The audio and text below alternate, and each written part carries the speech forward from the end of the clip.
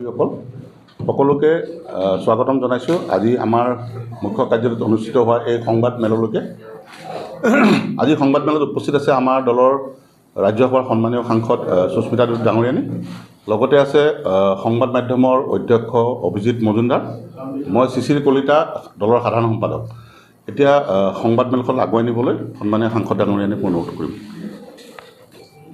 Thank you, my friends in the media. Sorry I'm late. आप लोगों को पता है कि 9 तारीख को चुनाव ख़त्म हुआ और आसाम के इतिहास में हमने कभी नहीं देखा कि एक well known well respected newspaper के ऑफिस में अटैक होता है।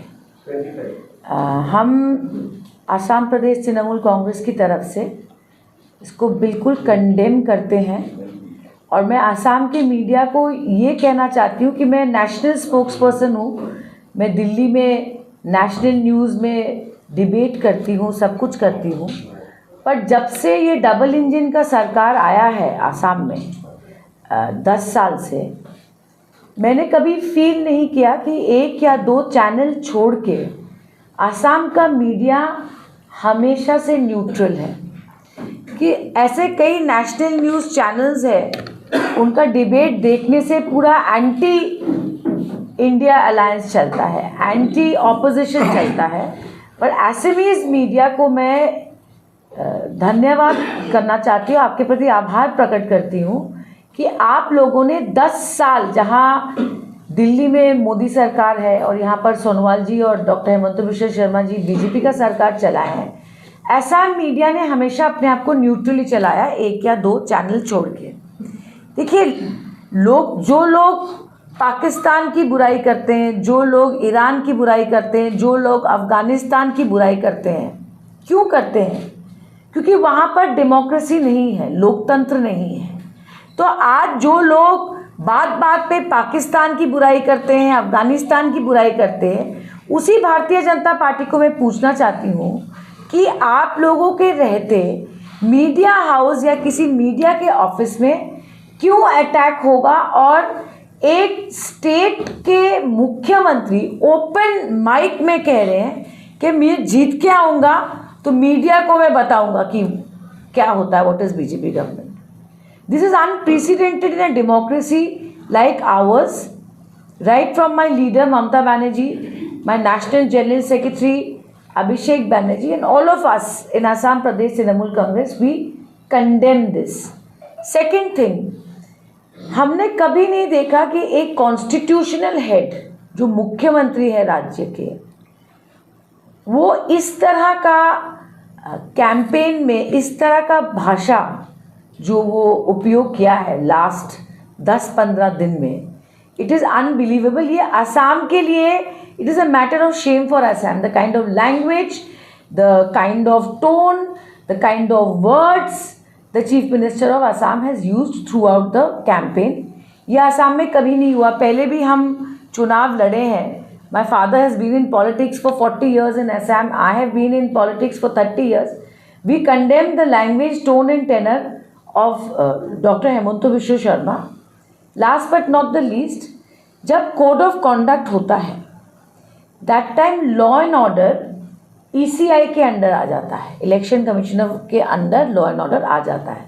तो हम इलेक्शन कमीशन ऑफ इंडिया को पूछते हैं कि जब आसाम पुलिस आपके साथ आपको रिपोर्ट कर रही है, जब पूरा आसाम का एडमिनिस्ट्रेशन आपको रिपोर्ट कर रही है, तो ऐसे कैसे हुआ कि आपके रहते लॉ एंड ऑर्डर सिचुएशन का ये हाल हुआ सामने? एक मीडिया हाउस के ऑफिस को तोड़ देना और मुख्यमंत्री बोल रहे हैं कि जीतने के बाद हम आपको बताएंगे कि जो हमारे खिलाफ न्यूज़ चलाया है, जो जर्नलिस्ट हमारे को सवाल पूछा है, कठिन सवाल हो सकता है, वो लोकतंत्र में होता है। How can the chief minister put A outright threat that after forming the government he will ensure that people who have questioned him, people who have criticized him, people who have shown news against the BJP, that he will take revenge against them or he will teach them a lesson. ये लोकतंत्र में कभी नहीं होता। पर मैं आई thank the people of Assam. मैं आसाम की जनता को बहुत बहुत धन्यवाद करना चाहती हूँ। क्यों? क्योंकि हाई परसेंटेज ऑफ वोट हुआ, जो आसाम के हिस्ट्री में कभी इतना वोटिंग नहीं हुआ। और इसका कारण भी है क्योंकि बीजेपी गवर्नमेंट ने बोल दिया है कि बीजेपी का सरकार होगा तो यहाँ एसआईआर होगा और यहाँ फिर से एनआरसी होगा। तो इसका भी एक कारण हो सकता है कि लोगों ने अपना वोट मिस नहीं किया। Everybody came out to vote. So I will tell the BJP government and I will tell prime minister Modi also that आप लोग एसआईआर करिए, no problem. SIR is a routine exercise, पर जैसे बंगाल में एसआईआर हुआ ऐसे आसाम में नहीं होना चाहिए। जो जेन्युइन सिटीजन्स हैं उनका हरासमेंट एसआईआर में नहीं होना चाहिए। जो बीजेपी का कार्यकर्ता करता है वो फॉर्म 6 भर के जो लोग बीजेपी को वोट नहीं देते उनके अगेंस्ट कंप्लेंट डालते हैं और मुख्यमंत्री बोल रहे हैं और कंप्लेंट डालो और कंप्लेंट डालो। ये भी एक कारण हो सकता है कि the casting in Assam was very high because लोग डर गए हैं।